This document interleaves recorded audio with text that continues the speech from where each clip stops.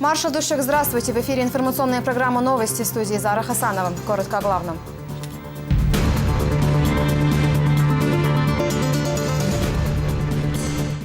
Строительство дворца продолжается. Борьба, волейбол, тэквондо, любой спортивный мероприятие. Рамзан Кадыров проинспектировал волейбольную стройплощадку. Резолюция против клеветы.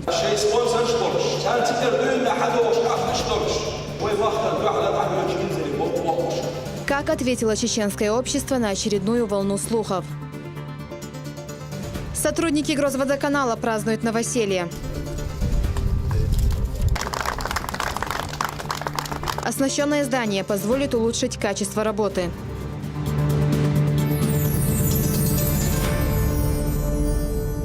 Рамзан Кадыров проинспектировал несколько стройплощадок в Грозном, дворец волейбола и Международный университет. Работа идет ускоренными темпами, оба объекта будут готовы уже в этом году. Сюжет Хамзата Аюбова.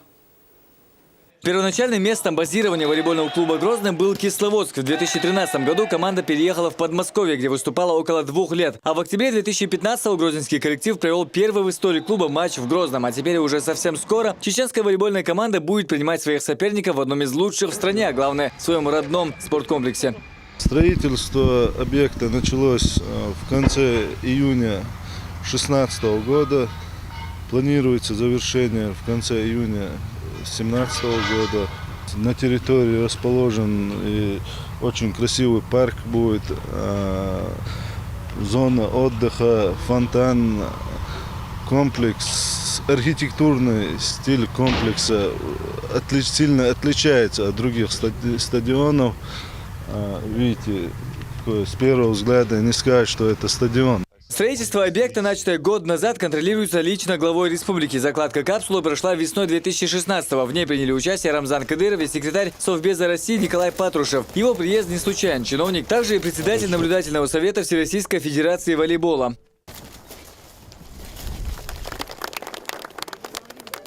Очередную инспекцию дворца волейбола Рамзан Кадыров провел как раз впритык к завершению основных работ. Сейчас на объекте осталось сделать внутреннюю и внешнюю отделку. Работа здесь идет параллельно на всех участках и в несколько смен. Общая территория будущего дворца около 5 гектаров. Само главное здание расположилось на площади более 8 тысяч квадратных метров, а вместимость 5 тысяч мест. Однако дворец рассчитан не только на один волейбол. Здесь будут проходить соревнования и тренировки по баскетболу, гандболу и разным видам единоборств. Многофункциональный борьба, волейбол, тэквондо, hodinen neljälumtaan. Lossa sarinovana está quase da jokka zal sуда тренировка улляда есть гостиницу. Любой абак вообще да. Любой спортивный мероприятие да. Ген да. Молодежный центр да. Первый спорт мы да. Сюда да. Все в общем да. Хелмет центр да молодежный. Глава республики осмотрел еще один строящийся неподалеку объект – Международный университет. Его планируют закончить также в этом году. Новый вуз будет ориентирован на технические специальности. Именно они на сегодняшний день и востребованы в регионе, отмечает Рамзан Кадыров. Университет будет принимать студентов из разных регионов России и других стран. Здание делится на 8 корпусов, 2 из которых учебные. Здесь и общежитие, спортзал и бассейн. И по словам строителей, условия для работы созданы идеальные. Takran så vad gör måste jag takran nu takran. Ett ayr liksom. Måste ma då och ge då. Shay babis på belas då. Timish belas belas busha bägge då. شو المجال هالحلوت شو. وما قال då. خير ما يزر نوش مورا وندان. سام لوتش وز وحط له فكر ده الدنيا قاعد då. Och då. Polnas då. Det studenter då. Och så sån sevsloj då. Mjeldol då. Prejuvani.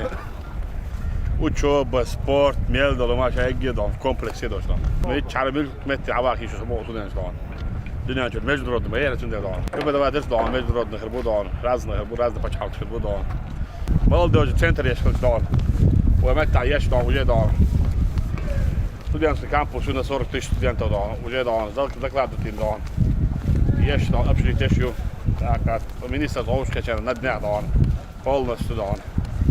Всяких проблем образования, халаев, нацар, вейдон, взаимопониманию. Так что, молодых все-таки. Только бассейн, уля, есть дон, гостиница, торгово-развлекательный центр, условия пока дон. Obe tamam, o center för jag är ju. Och jag är då, det är ju jag då. Hela dagen så då ska jag se då. Och då det går ju mest ведущая då. Шан горный территория части då, республики Италии då. Och jag går достаточно då. Och jag får горный городашка. Hela jag då. Курорт. Санатории, курорты, спортивные базы. Да, иду да, была. Технический да, направление что, но в студенческой да, барит болбан. Европейский да, в Лондоне барит наши, так, в Германии барит наши, в Швеции да, технический специалист барит да. Уже деш более шабо, вот да, уже было спешно, контракт уже подписать да. Вот уже было спешно, больше раз, он да, when бишь да, на там специалист да, для развития да, республики да.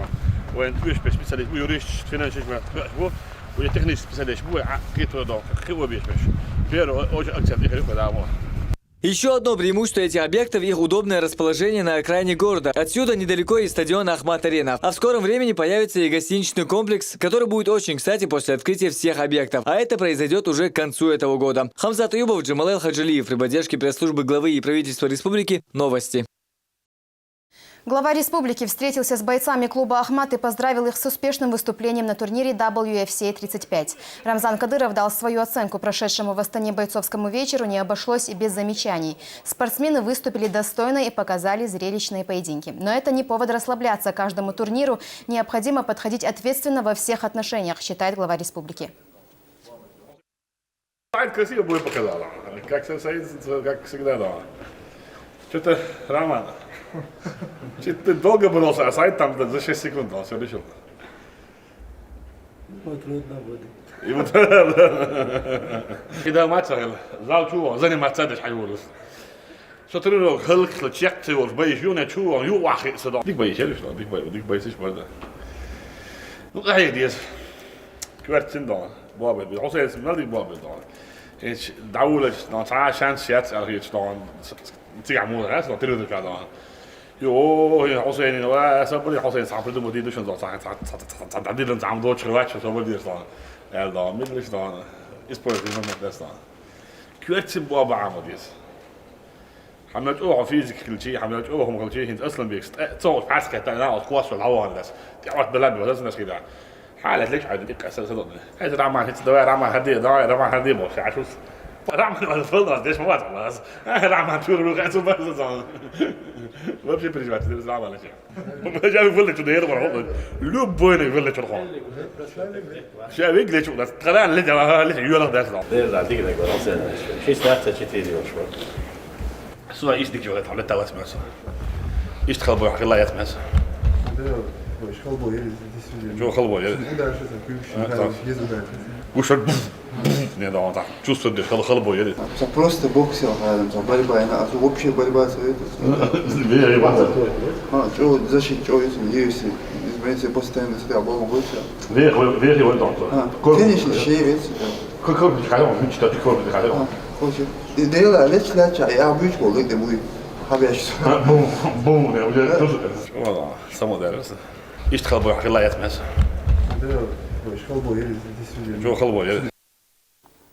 Не обошлось и без подарков. От общественного регионального фонда имени Ахмат Хаджи Кадырова победителям главного и соглавного боев вечера Хусейну Халиеву и Саиду Нурмагомедову вручили ключи от автомобилей марки «Мерседес».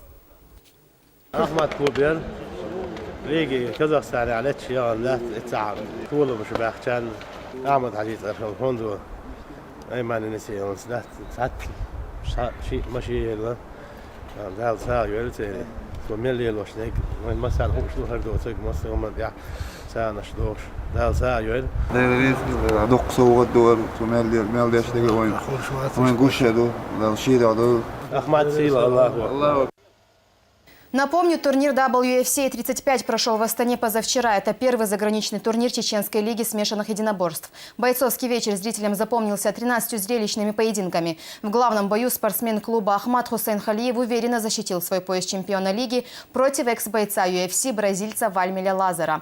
Поединок длился все 3 раунда. В итоге единогласным решением судей победу одержал боец клуба «Ахмат».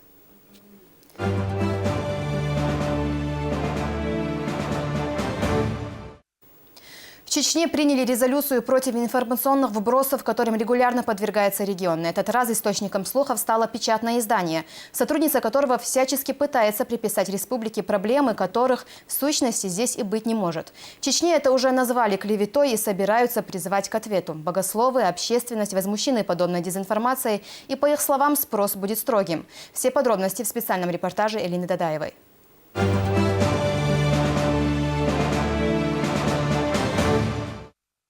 Поводом для этой встречи представителей чеченского духовенства послужили информационные нападки со стороны недругов, которым регулярно подвергается Чеченская республика. В частности, участники Меджлиса обсудили и статью, появившуюся недавно в «Новой газете». Елена Милашина утверждает, что в Чечне задерживают, избивают и даже убивают людей нетрадиционной ориентации. Мало того, издание посвятило ее мифическому расследованию целую статью. Скандальные слухи вызвали волну негодования среди жителей республики. На этот раз в погоне за сенсацией авторы публикации переходят всякие границы, считают богословы. Милашина не брезгует уже ничем. При этом духовенство призывает не распространять наглую клевету так называемой журналистки.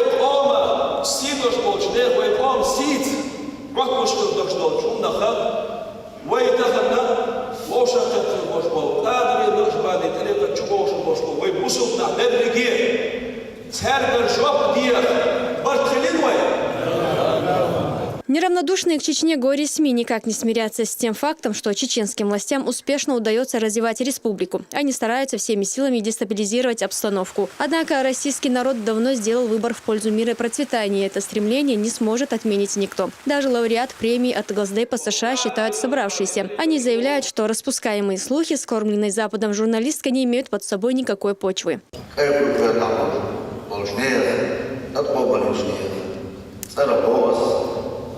والله بالله تالله اتعني الى عقل سنداس يبقى ان يعيات المحمدات ادرس المجدار يدور الجن يدي الجدار كله ادرس المجدار يخمر لين مصري وجو خاطري قد تعدل تسلو الشيخ وتصندح له اشتار له وين اخبرش وين زوجش اشتار بالخلبش وجو نيف والخيط وين. Они используют для достижения своих целей любые методы и схемы, как это показывает история. Эти люди систематически предпринимают попытки запятнать репутацию как отдельных личностей, так и целой нации. Клевета и ложь – главное оружие, которыми так искусно пользуются псевдозащитники. Однако духовенство Чечни настроено серьезно и намеренно призвать к ответу и Милашину, и всех, кто готов на все ради славы и денег.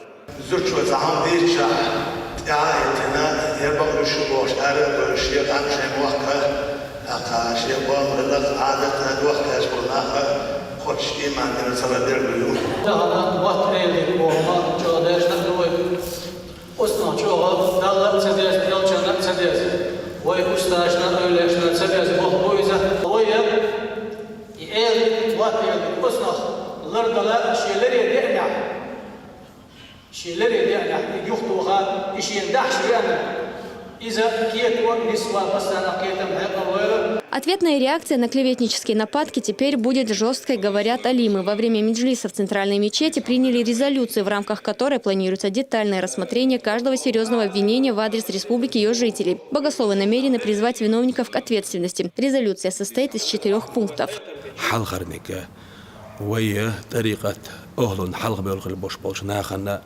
يعلمنا هنقول إيش ويمحكا سيدوش بولشنا إح دوش ستياش يجوش سر دوش تريكا إذا بقدات إذا خرطوا يقلا تيشلدينا تاعنا واش خطر باش باش قلمو شولونيغا ويماخ حلول اش يازدش بش يدرجش بش ويماخ الارح حلول اش يازدش بش درجش بش تارك خزني خصنا تاق قومو جواب دو غردو الا جادن دقيقينا قولونيغا اس ال تختيش امتيش اش درجه امدي الا اش درج سارختيش دقيق قن وقدو ال اش دقيقا بنا ماخكي دي اولنيغا شيشت ايغانت اح شيشيه أقان أورني حجنا إلدتنش درجة شغل باش بونخ هورني أق يحيوج بوسبستك سيدورش نخشوشنا إلدتنش صوت درشة والوش متيحة شيدورش ديقان صوت إحا إلدتنش صوتوشة قهيجر دي قردو ألا إشتا سسبنا. В опубликованной статье «Новая газета» говорится о том, что уже известны имена 3 убитых и что жертв намного больше. Однако конкретных имен, фамилий и названий тех самых достоверных источников, от которых якобы они получили информацию, автор материала не приводит. Такой аргумент уже ставит под сомнение достоверность самой информации, считает Лёма Гудаев. По его словам, правозащитной деятельностью здесь и не пахнет, а вот раздувание скандалов в федерально-информационном поле налицо.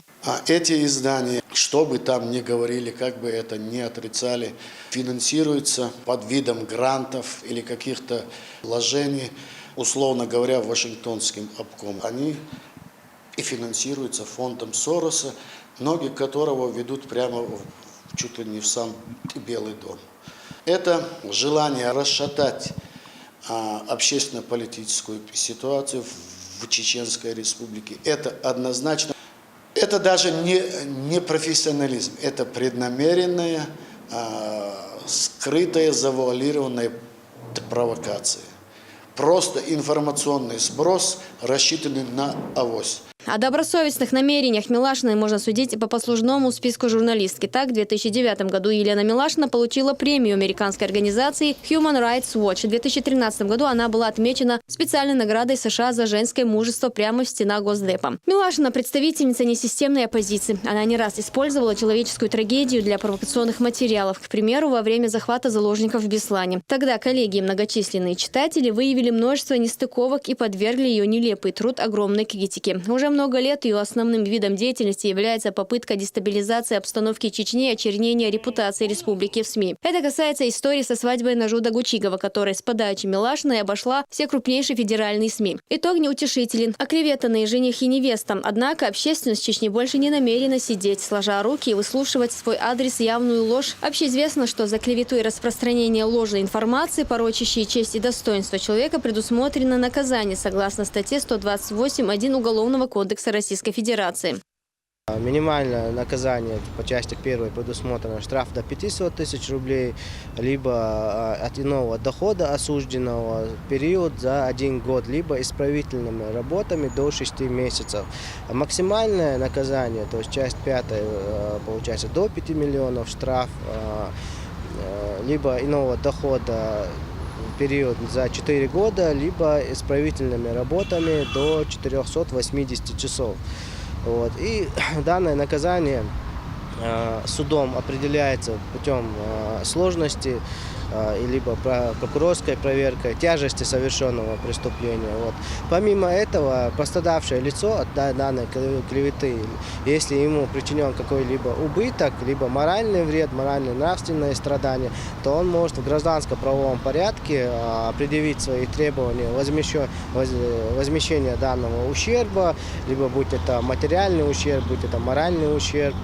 По словам известных российских политологов, спокойствие и стабильность в Чечне не дают покоя недругам России. Политика «Новой газеты» заключается в том, чтобы рассорить народы Северного Кавказа, создать условия для конфликта. Именно поэтому они целенаправленно совершают информационные провокации. По словам известных экспертов, нужно пресекать подобные слухи, и принятая чеченскими богословами резолюция отвечает требованиям времени. Духовные лидеры правильно подметили и дали оценку жуткой позиции либералов. Это, конечно, попытка нанести удар по духовным основам, по духовному здоровью чеченского, русского, нормального любого общества, обвиняя Чеченскую Республику в якобы гонениях на якобы существующих где-то там этих активистов. Они пытаются представить Чеченскую Республику, да и всю Россию в качестве такой дикой медвежьей страны. Новая газета пытается стать настоящим сообщником террористов.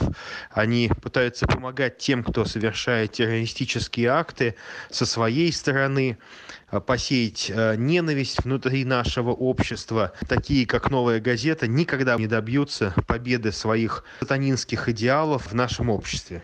Я думаю, что и чеченский, и русский народ должны одинаково солидарно отреагировать, объединиться против либерального терроризма.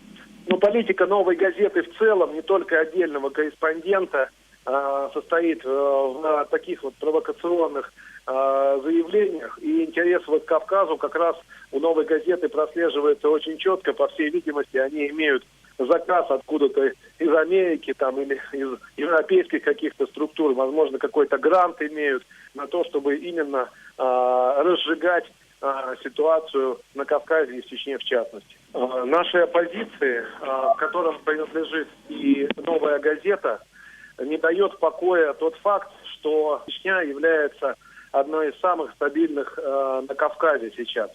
И им очень хочется, чтобы опять была нестабильность, и поэтому они занимаются информационными провокациями.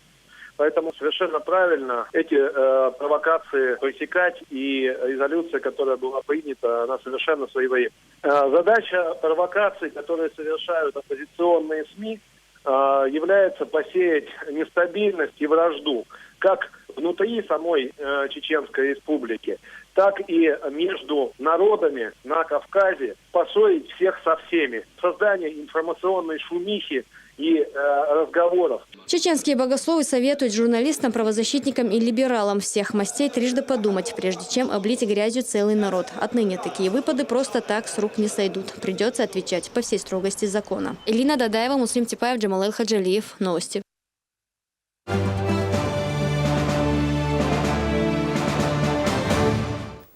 В Доме профсоюзов сегодня говорили об информационной волне, которую вызвала публикация в «Новой газете» под громким названием «Убийство чести». В совещании приняли участие члены Общественной палаты, уполномоченные по правам человека и другие публичные лица. Здесь статью назвали ничем иным, как пасквилем и не убийством чести, а совести. Причем совести журналистов этого издания, поскольку публикация основывается только на домыслах и слухах. Члены Совета проанализировали поступающую информацию, встречались с людьми с разными источниками информации и не нашли никаких косвенных упоминаний, подтверждения того, что якобы приводится в статье как якобы факты. Более того, мы в Чеченской Республике очень сейчас хорошо знаем и целость человеческой жизни вне зависимости от каких-то особенностей личности и в целом права человека. Более того, глава республики постоянно говорит о верховенстве закона у нас в республике. Соответственно, никакие факты, в принципе, наподобие изложенных в статье, они в принципе не могут случиться в Чеченской Республике.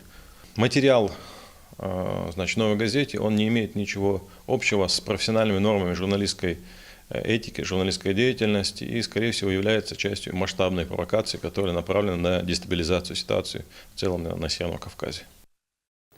В Старопромысловском районе Грозного идет уборка на более чем 70 гектарах. Участие принимает и Курчелоевский район, откуда в столицу приезжают 300 человек, чтобы навести порядок на закрепленных участках. Они очищают площадку от мусора, который накопился за зиму, и занимаются вырубкой сухостоя. За одну неделю отсюда вывезли более 1000 машин отходов. Несмотря на выходную и ненастную погоду, настроение у людей бодрое и рабочее. Здесь же развернули и временную кухню. Отобедать ароматным супом из свежего мяса может каждый проголодавшийся. Каждый житель Курчеловского района по поручению главы республики относился со всей серьезностью. Выходили, несмотря на погоды, по своей инициативе выходили, очистили территорию района. И дополнительно нам было выданы определенные участки по уборке территории в Октябрьском районе. И дополнительно здесь мы сейчас находимся в Старопромысловском районе. Сегодня в Грозном открыли новое здание водоканала. Раньше помещение для работы приходилось арендовать. Теперь здесь есть все для полноценной работы, что в разы повысит качество предоставляемых услуг. Подробности в следующем сюжете. Технически оснащенная, комфортабельная, а главное свое. Сотрудники Грозненского водоканала празднуют новоселье. С сегодняшнего дня они будут работать в новом административном здании. Торжественную церемонию открытия посетил мэр города Грозного Муслим Хучиев. Благодаря Рамзану Ахматовичу Кадырову и его постоянной поддержке мы сегодня можем с гордостью войти в это новое административное здание. Это не только административное здание, но и здесь находятся гаражи, где располагается техника водоканала. Действительно, от работы водоканала зависит не только состояние коммунального хозяйства, но и социальное настроение, потому что когда нет воды, нет водоотведения, не работает, это разом влияет на настроение горожан, и очень много нареканий бывает.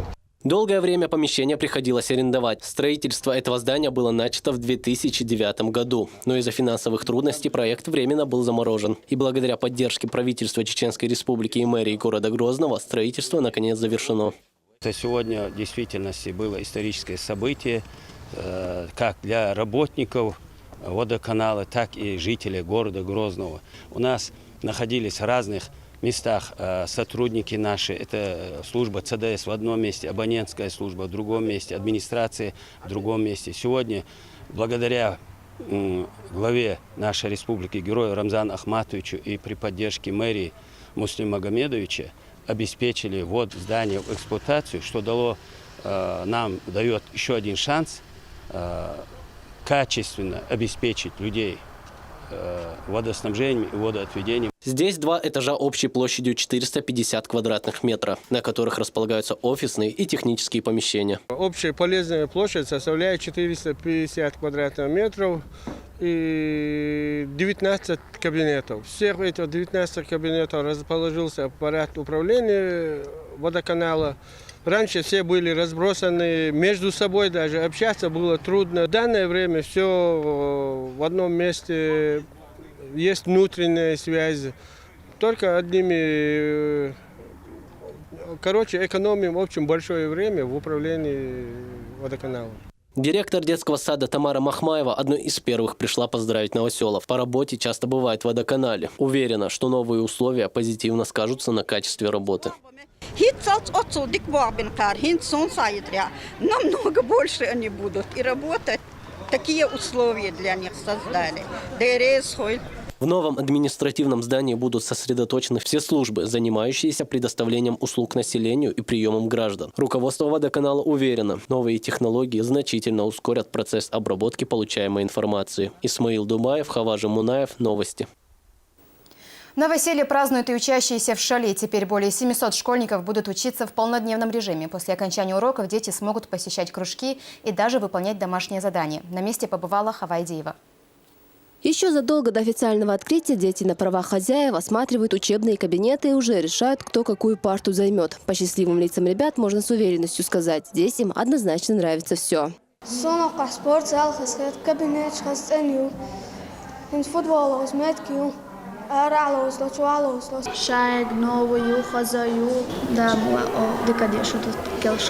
Сегодня здесь много гостей. На торжественное открытие новой школы прибыл и помощник главы республики, руководитель района Турпалали Ибрагимов.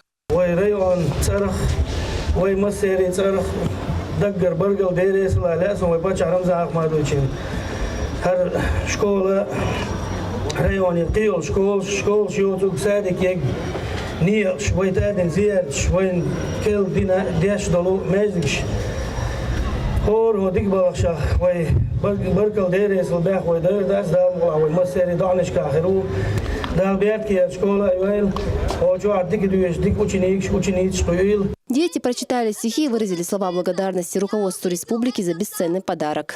Мы благодарны вам за школу. Желаем счастья и добра. Пусть вам сопутствует удача.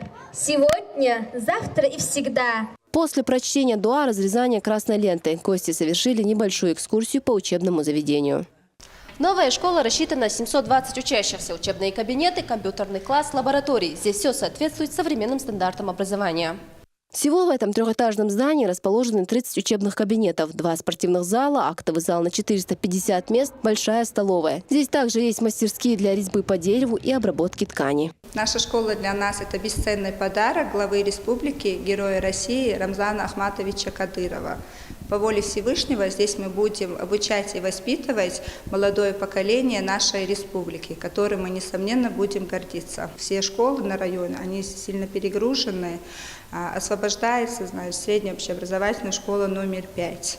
В основном из этой школы перейдут все дети к нам. Не меньше детей рады и учителя, ведь это и новые рабочие места. Уже 54 человека приняты на работу. В основном это молодые специалисты. Некоторые из них перешли из соседних школ. Открытие данной школы, естественно, разгрузит наши переполненные школы, что, конечно же, скажется на результативности, на качественности нашей делаемой нами работы. В данной школе, конечно же, у нас прекрасные условия для работы. Осталось только нам всем уйти с головой в эту работу. Это школа полного дня. Здесь дети будут учиться не только во время уроков, но и оставаться после их окончания. В это время каждый ребенок сможет заниматься в кружках и даже выполнять здесь домашнее задание. Хавая Дива, Расул Арцухаев и Тимур Хайдаров. Новости. В Чечне продолжаются рейды по неплательщикам, физическим лицам. Речь идет как о транспортном налоге, так и об имущественном. Оплатить задолженность можно прямо на дороге с помощью мобильных терминалов. Напомню, что в республике применяется специальная система, так называемый дорожный патруль, который дистанционно определяет по госномерам автомобилей, числится за их собственником долги или нет. И еще по этой же теме сегодня в Урус-Мартане прошла встреча, где напомнили, что оплачивать налоги нужно своевременно. Для этого нужно работать с местными жителями и доводить это до их сведения. Такие мероприятия прошли во многих районах, и работа в этом направлении будет продолжена. Также в торгово-развлекательных центрах по всей республике проводится информационно-разъяснительная работа. Так, например, в Грозном посетители Гранд-парка уже могут получить всю необходимую информацию в бюро под названием «Узнай свою задолженность по налогам». Мы обсудили вопросы, связанные с последним поручением главы республики в части уплаты имущественных налогов. Вся аудитория полностью с пониманием отнеслась к тем вопросам, которые мы поднимали, чтобы они в первую очередь погасили свои обязательства по имущественным налогам. У меня нет никаких сомнений, что все присутствующие в ближайшее время не только исполнят свои обязанности, но и обеспечат уплату налогов.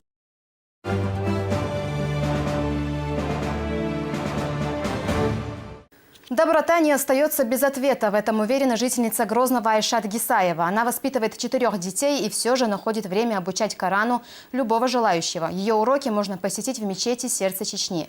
С Айшат встретилась моя коллега Розана Цамаева.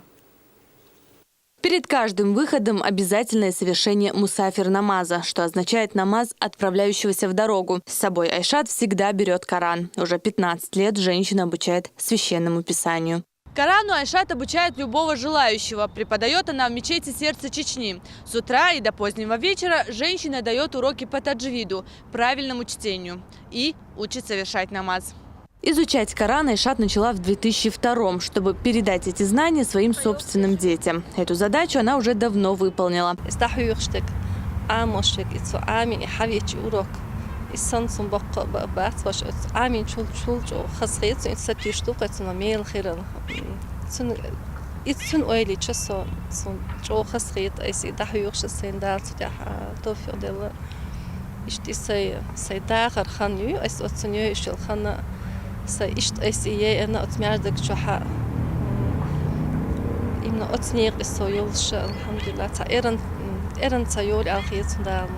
Ее первой ученицей была ее родная дочь, но тогда она и не думала, что станет преподавателем.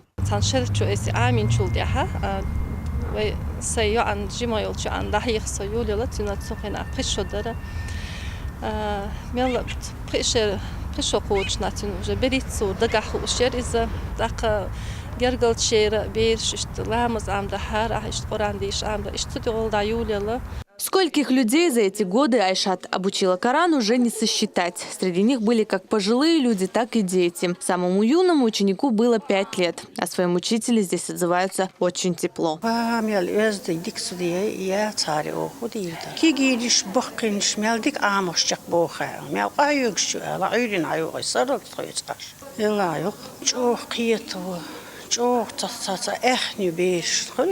К пожилым людям и к тем, кто не может посещать занятия по состоянию здоровья, Айшат выезжает домой. Говорит, делает все ради Всевышнего. Она убеждена, что без вознаграждения не остается ни одно благое дело. Розана Самаева, Хава Жамунаева, Джамал Хаджалиев. Новости. Примером веры и стойкости можно назвать и фотографа Супьяна Исмаилова. Несмотря на врожденный недуг, отсутствие слуха и речи, даже частичное отсутствие зрения, он нашел в себе силы не только научиться жить, как все здоровые люди, но и творить. Историю известного фотографа рассказывает наш корреспондент. Супьян Исмаилов глухонемой с рождения. У него и плохое зрение не помогло даже то, что ему 9 раз делали операцию на глаза. Но это не помешало ему стать известным в республике фотографом. Уже 15 лет эта работа – основной источник его дохода.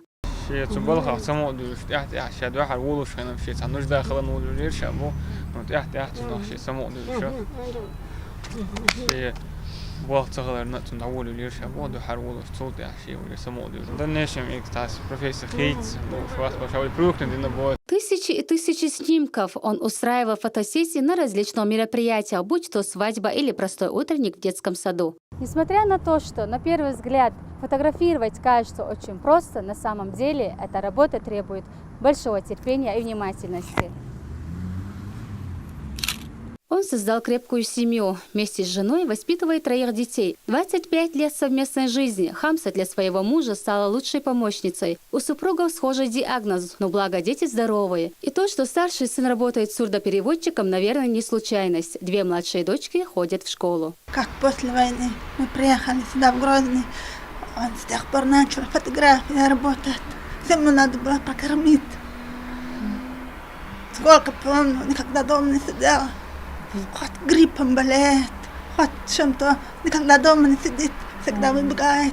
Супьян помогает тем, у кого нарушение слуха и речи. Он работает заместителем председателя правления общества глухих Чеченской Республики. В организации зарегистрировано 247 глухонемых, ну а всего в регионе около 1500 глухонемых. Он курирует вопросы ряда борьбы с неграмотностью инвалидов, и в том числе основы ислама. Он фотограф, активист, работает со всеми дружными, даже на въезде. Многие отмечают, что Супьян Исмаилов – пример веры, упорства, воли к жизни. А самое главное для него – это результат его работы. В дальнейшем его планах провести выставку своих личных фотографий. Туита Чинхоева, Хаважи Мунаеву, Иза Юнусова. Новости.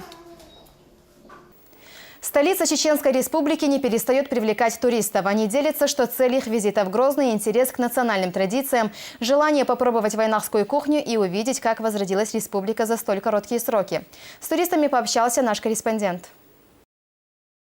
Все в этой огромной очереди перед прилавком национальной чеченской кухни – туристы. Так происходит каждые выходные. Особой популярностью среди приезжих пользуются жижигалнаш и хингалш. Здравствуйте, скажите, пожалуйста, что вы сегодня заказали? Жижигалнаш. Очень хотелось попробовать национальную кухню, так как мы находимся в Чеченской Республике первый раз. Очень хочется попробовать, и я думаю, что это будет очень вкусно. Вот, ждем не дождемся. Местная кухня не оставляет равнодушным ни одного гостя. Многие из них забирают с собой понравившиеся блюда. А также... Было много случаев, когда люди просили у меня рецепт того или иного блюда. И когда я начинала рассказывать, люди просили дать номер телефона, чтобы потом по приезду домой позвонить и лично проконсультироваться. Много было таких случаев, когда я консультировала людей в режиме, скажем так, онлайн, когда они занимались приготовлением. Дегустируют чеченские блюда сегодня и за этим столом. Татьяна и Рима гостили у подруги в Ессентуках. Приехав на Кавказ, они все-таки решились исполнить свою давнюю мечту – увидеть Грозный. Говорят, город превзошел все ожидания, а национальная кухня заслуживает отдельного внимания. На вкус нам очень нравится все. И выпечка, и соусы очень вкусные, мясо вкусно приготовлено, галушки очень вкусные. Интересные, главное, такие. Да. Мы думали, они будут какие-то круглые, большие. Необычные. Я такой еще не ела. Вкусные. Попробовала, вкус очень хороший, тыква вкусная, желтая, красивая. Рона Лачакова из Саратова тоже приехала в первый раз. Рассказывает, что бывала во многих странах мира. Частичку каждой из них она видит здесь. Была я в Эмиратах, вижу кусочек от Эмиратов. Была я в Версале, вижу в оформлении, в дизайне скверов, улиц со вкусом отделанных кусок оттуда. А вот все, весь орнамент какого-то творения, какого-то предмета, основу национальная ваша культура создает, ваши архитектурные расцветка даже, оттенки. Костя отмечает, что ее приятно удивили девушки в чеченской столице. Говорит, что скромная одежда делает их гораздо красивее и женственнее. Без платков как бы не вижу. Но я слежу, как у вас мода развивается, что у вас дома моделей. Рамзана Кадырова, дочь занимается, жена занимается моделированием. То есть настолько элементы своего национального стиля одежды и подачи себя и в этих шарфах, и современного мира у вас все переплетается. И это здорово. Женщина активно следит за новостями из Чечни. Давно восхищается сильной политикой руководителя региона. И, посетив Грозный, только укрепилась в своем мнении. Знаю, какой у вас лидер, великий, энергичный. Но у вас я познала много о нем, как о человеке из народа. Ошеломил тем, что он у вас, оказывается, выходит на площади в костюме Деда Мороза. Я несколько раз переспрашивала, не может быть, в нем есть, во-первых, он показывает свою демократичность, в то же время он свой, и он вместе с своим народом радуется и горюет. Это великолепно. Этот человек, правда, ваша национальная гордость. Розана Цамаева, Магомед Мударов и Юсуп Успанов. Новости.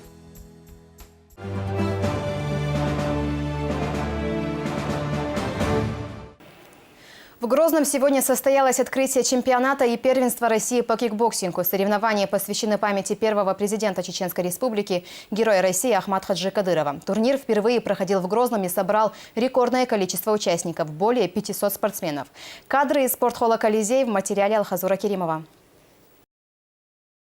Волнуйтесь. У всех бывает волнение.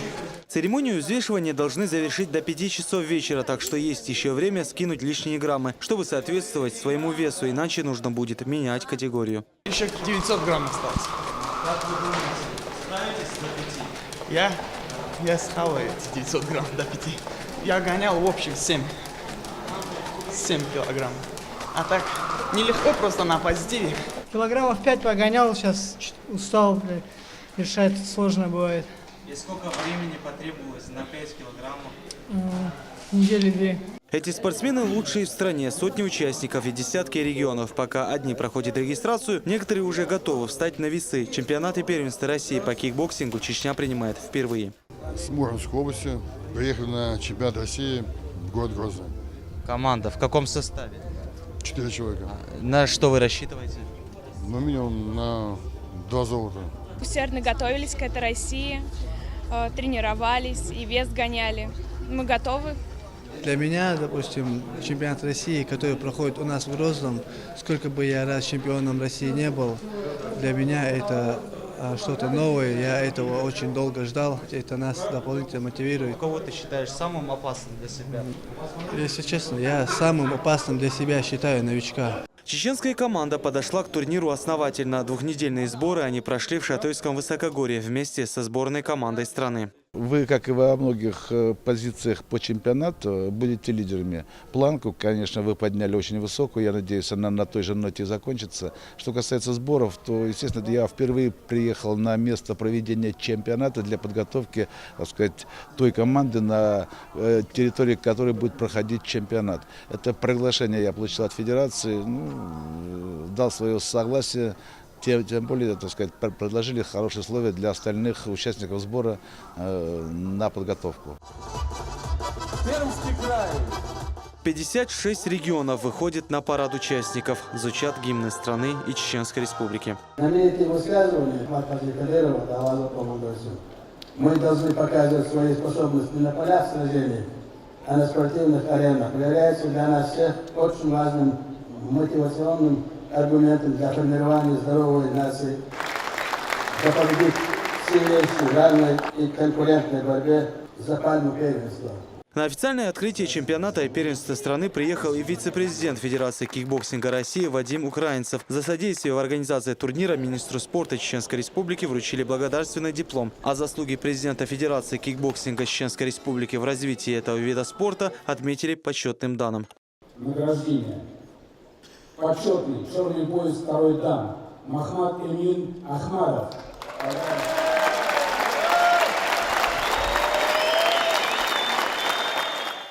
Нам очень приятно, что откликнулись все регионы России, и столь значительном количестве вы принимаете на этом чемпионате участие. И я хочу огласить, уважаемые друзья, чемпионат России по кикбоксингу в разделе К1 памяти первого президента Чеченской Республики, Героя России Ахмата Джукадырова считается открытым.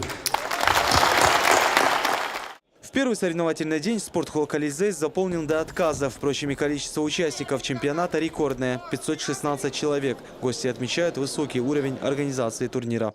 Альхамдулилля, вот так классно, братья, вот так шикарно, просто отлично. Организация турнира, выше не бывает, лучше не бывает. Лучше я не видел, по крайней мере. От Чеченской Республики на турнире 67 спортсменов. Это золотые и серебряные призеры чемпионата в республике ЕСКФУ. Стартовала команда очень удачно, уже есть победа в предварительных поединках. В планах дойти до золота. Команда сейчас у нас первый круг прошли, очень хорошо ребята показали.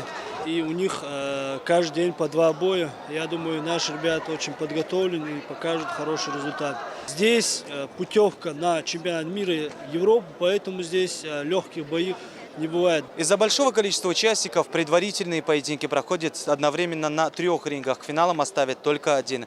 Победители чемпионата определятся 4 и 6 апреля. Бои в прямом эфире будут транслироваться на каналах «Грозный», «Матч Боец» и «Бокс ТВ». Алхазур Керимов, Мансур Саев, Зелим Закаев. Новости. В стенах спорткомплекса «Олимпийск» прошел чемпионат республики по борьбе вольного стиля. В нем приняли участие более 200 спортсменов из всех районов. Занявшие призовые места поедут в Ингушетию на чемпионат Северокавказского федерального округа. Нашу республику представят около 40 спортсменов. Тренера и болельщики считают чеченскую команду фаворитом предстоящих состязаний. Проводим чемпионат республики. Это в первую очередь отбор на первенство Северокавказского федерального округа. И далее чемпионат России, который должен пройти в июне месяце в Ингушетии. Победу в первенстве России по спортивной гимнастике одержала юношеская сборная Чеченской Республики. Состязания проходили в Казани с 29 по 31 марта. В копилке команды медали, спортивные разряды и долгожданное золото. Подробности в материале нашего корреспондента. Дэнни Усманов начал заниматься гимнастикой всего 4 месяца назад и благодаря упорству и целеустремленности уже добился серьезных результатов. Говорит, теперь точно знает, это его вид спорта. Какие задания ставишь? На брусьях спичаки, стойка и на кольцах выкруты, на перекладинах. Кем ты хочешь в будущем стать? Гимнастом. Чемпионом. Круги на коне, высокие махи на брусьях, обороты на кольцах. Ребята с легкостью выполняют все задания. К главному конкурсу сборная, это 13 ребят, готовились каждый день. Тому, что примут участие в чемпионате России, они не верили до последней минуты. И это первое соревнование такого уровня для чеченских гимнастов за последние 25 лет. 4 детей получили почетное 4 место. Им всем по 4 года. Хороший результат для дебюта, говорят здесь. Но главной победой все же стало золото, которое добыл Анзор Касумов. Благодаря нашему главному тренеру Ральне Абертовне у нас была возможность попасть на соревнования в городе Казань. И по воле Всевышнему Аллаху я занял 1 место.